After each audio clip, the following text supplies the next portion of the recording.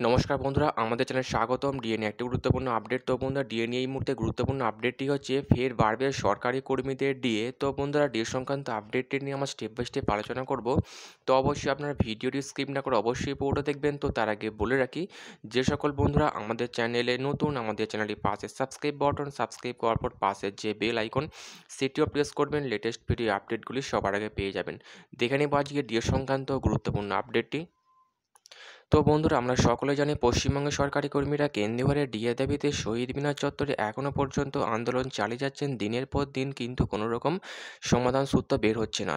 একদিকে আমরা দেখেছি মুখ্যমন্ত্রী, অর্থমন্ত্রী রাজ্যপালকে বারংবার ডিএ বৃদ্ধি নিয়ে চিঠি দেওয়া সত্ত্বেও কোনো রকম উত্তর আসেনি। এমনকি দিল্লির যন্তর মন্তর আন্দোলন চালিয়ে কোনো লাভ হয়নি। একদিকে আমরা দেখেছিলাম কলকাতা হাইকোর্টের তরফ থেকে রাজ্যকে বলা হয়েছিল সমস্ত সরকারি কর্মীদের বকেয়া দিয়ে মিটিয়ে দেওয়ার জন্য, কিন্তু সেই রায়কে অগ্রাহ্য করে সুপ্রিম কোর্টের দ্বারস্থ হয়ে রাজ্য, এবং যেখানে ডিএ মামলা দাখিল করে সেই মামলা এখনও পর্যন্ত সুপ্রিম কোর্টের বিচারাধীন। এবং রাজ্য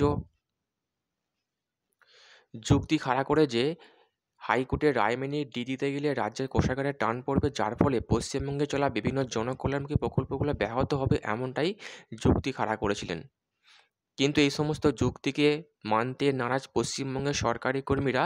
তারা দাবি করছেন পশ্চিমবঙ্গ ছাড়া বাকি রাজ্যগুলো যেভাবে কেন্দ্রীয় সরকারকে অনুসরণ করে ডিএ দিচ্ছে, পশ্চিমবঙ্গের সরকারি কর্মীদের সেই একইভাবেই ডিএ দিতে হবে।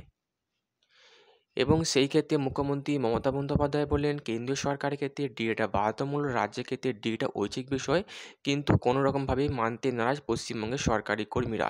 এবং পশ্চিমবঙ্গের সরকারি কর্মীরা এই মুহূর্তে ষষ্ঠ বেতন কমিশনের আওতায় 14% হারে মহার্ঘ ভাতা পাচ্ছেন, এবং বাজেটে আরও 4% ডিএ বৃদ্ধি করা হয়েছে, যার ফলে 1 এপ্রিল থেকে 18% হারে মহার্ঘ ভাতা পাবেন।